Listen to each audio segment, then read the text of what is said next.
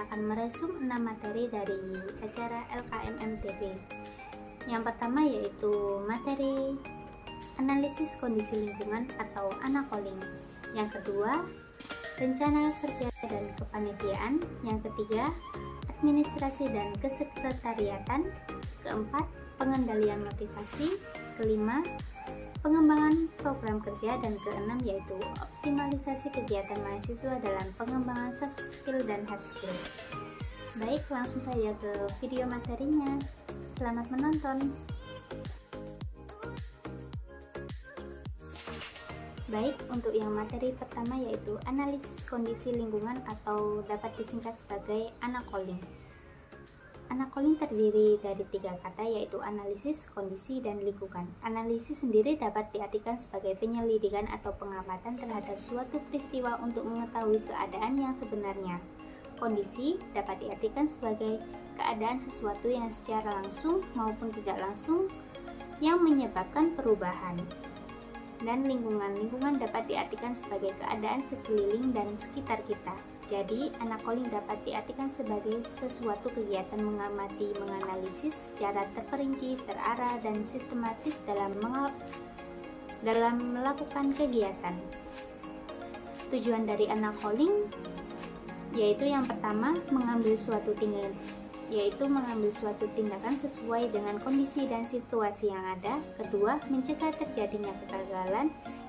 Ketiga, mengetahui seberapa pentingnya kegiatan itu dilaksanakan. Adapun poin penting dalam analisis kondisi lingkungan atau ANAKOLING. Yang pertama yaitu identifikasi masalah, 2. Gagasan penyelesaian masalah, 3. Faktor pendukung, 4. Faktor penghambat.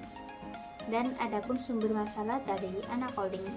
Yang pertama yaitu manusia, 2. Proses, 3. Fasilitas dan peralatan, 4. Sistem, 5. Produk dan jasa, dan keenam keuangan.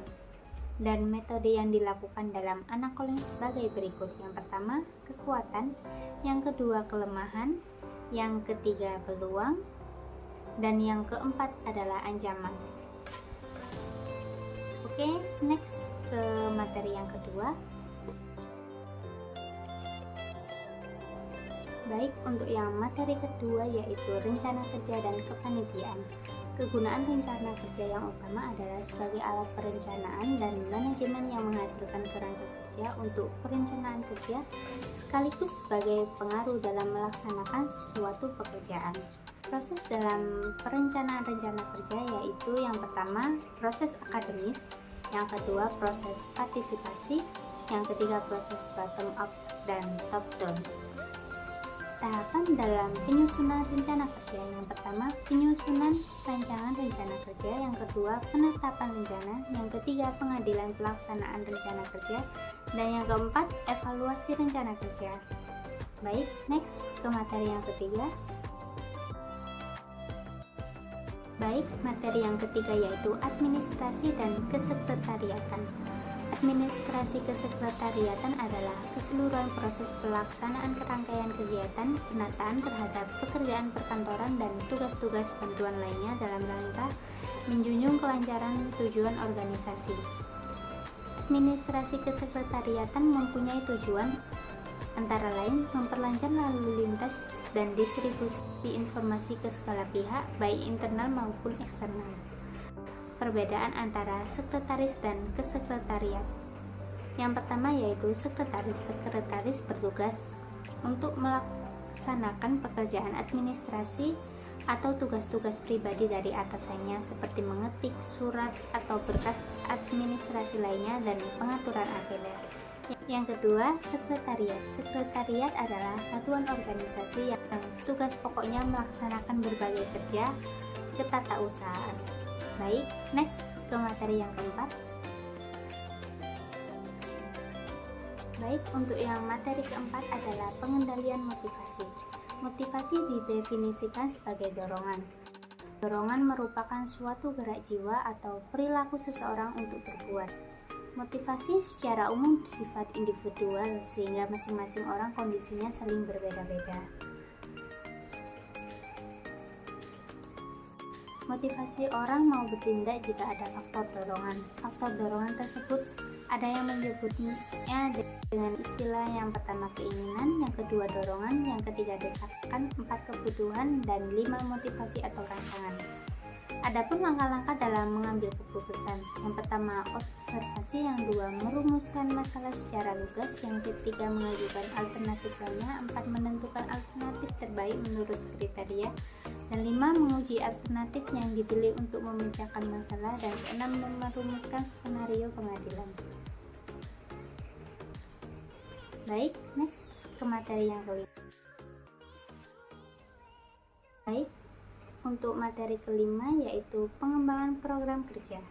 Pengembangan program kerja mencakup yang pertama teknik penyusunan usulan kegiatan, yang kedua penyempurnaan usulan kegiatan.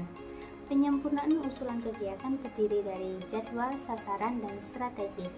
Adapun aspek yang mempengaruhi dalam merumuskan usulan kegiatan yaitu yang pertama lingkungan organisasi, yang kedua kepekaan diri, tiga wawasan diri, empat motivasi diri, lima visi dan misi, enam analisis SWOT, tujuh kepentingan diri dan organisasi, 8 ketersediaan sumber daya manusia dan sumber daya lainnya.